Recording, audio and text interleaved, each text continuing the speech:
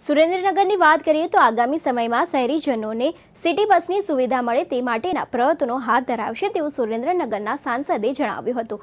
Surendranagar collector કચેરી ખાતે શહેરની વિવિધ સમસ્યાઓ માટે અનેક વિકાસના વિકાસને ઝડપી વેગવંદો કરવા માટે કેન્દ્રીય મંત્રી ડોક્ટર મહેન્દ્રભાઈ મુંજપરાની અધ્યક્ષતામાં દિશા બેઠક યોજાઈ હતી।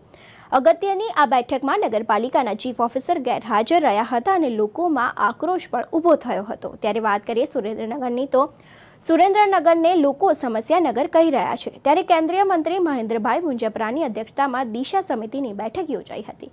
આ બેઠકમાં મંત્રીએ સુરેન્દ્રનગરમાં વધતી જતી ગંદકીથી લોકોને ભોગવવી પડતી હાલાકી કાયમી દૂર થાય એ માટે સમયસર સફાઈ કરવા, શહેરમાં વધતી જતી ટ્રાફિક સમસ્યા હલ કરવા પાલિકા સત્તાધીશોને સૂચના આપી હતી। ત્યારે જ પૂર્વ ધારાસભ્ય ધનરાજભાઈ કૈલાએ રેલવેની સમસ્યા અને પશુ ચિકિત્સા મામલે પણ રજૂઆત કરી હતી। બીજી તરફ મેળાના મેદાનમાં મંજૂર થયેલા સ્પોર્ટ્સ કોમ્પ્લેક્સની ગ્રાન્ટ બ્રિજમાં વાપરવાનો પાલિકાએ એજન્ડા લઈ સ્પોર્ટ્સ કોમ્પ્લેક્સને ખોરંભે પડી એવી કાર્યવાહી કરતા સિટીઝન ક્રિકેટ અને એસોસિએશન ક્લબ દ્વારા સંકુલ કામ ન અટકે તે માટે આવેદન પણ અપાયું હતું। ત્યારે પૂર્વ પ્રમુખ વિરેન્દ્રભાઈ આચાર્ય, પૂર્વ સાંસદ શંકરભાઈ વેડિગે વગેરેના ખેલાડીઓના હિત માટે સ્પોર્ટ્સ સંકુલ અને એવી કાર્યવાહી કરવાની માંગ કરતા નગરપાલિકાના હાલના પ્રમુખ અને પૂર્વ પ્રમુખ આ મામલે સામસામે આવી ગયા હતા। ત્યારબાદ કેન્દ્રીય મંત્રી મહેન્દ્રભાઈ મુંજપરાએ સ્પોર્ટ્સ કોમ્પ્લેક્સ મામલે સ્ટેટ દૂર થશે એવી કાર્યવાહી કરી સ્પોર્ટ્સ સંકુલની ગ્રાન્ટ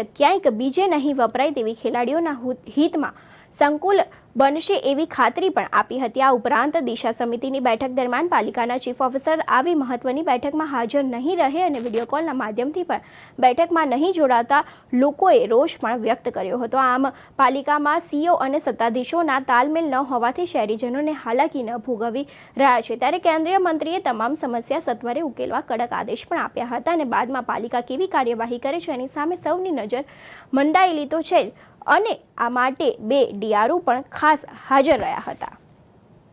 કે સુરેન્દ્રનગરમાં પહેલી વખત સુરેન્દ્રનગર વઢવાણ એટલે કે વઢવાણ વિધાનસભાના વિસ્તાર છે એના લોક ઉપયોગી કામો થાય એની દિશા કમિટીની મિટિંગ દેશ આઝાદ થયો પછી પહેલીવાર એકદમ હકારાત્મક પોઝિટિવ એન્વાયરમેન્ટમાં થઈ। એના માટે તમામ અધિકારીશ્રીઓ, તમામ પૂર્વ ધારાસભ્યશ્રીઓ, તમામ સંસદ સભ્યશ્રીઓ, નગરપાલિકાના પૂર્વ પ્રમુખ, નગરપાલિકાના વર્તમાન પ્રમુખ અને પાર્ટીના અને સંગઠનના તમામ હોદ્દેદારોએ ખૂબ જ સારી રીતે ચર્ચા કરી અને લગભગ મિટિંગ 3 કલાક સુધી આજે ચાલી।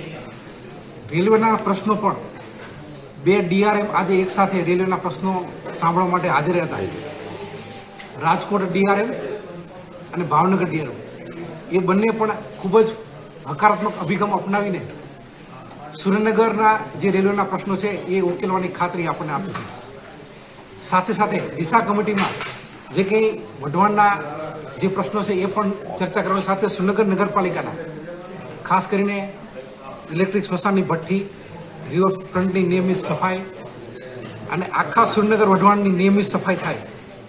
પછી રોડ ઉપર જે ગટરના ઢાંકણાનું જે બેલેન્સ નથી એ બેલેન્સ સરખી થાય, પાણીનું નિયમિત વિતરણ થાય। એ સિવાય સફાઈ દ્વારા, કારણ કે ખુદ માધાવાવની મુલાકાત લેવા હું ગયેલો અને માધાવાવ વઢવાણમાં આવેલી એક આપણી ધરોહર છે અને એ ધરોહરમાં જે સ્વચ્છતા નથી થતી અને સફાઈ અભિયાનમાં અમે સ્વચ્છતા કરી। ત્યારબાદ નિયમિત રીતે ત્યાં સફાઈ પણ થાય અને એક નાનો દરવાજો મૂકી દેવામાં આવે જેથી કરીને પશુઓનું અવજન ઓછું થાય અને આપણી માધાવાવ છે એ સચવાય। એના દ્વારા સિવાય જે સ્વિમિંગ પુલનું કામ છે એ પણ ઘણું બધું સ્ટાર્ટ થઈ ગયું છે અને પ્રગતિ હેઠળ છે।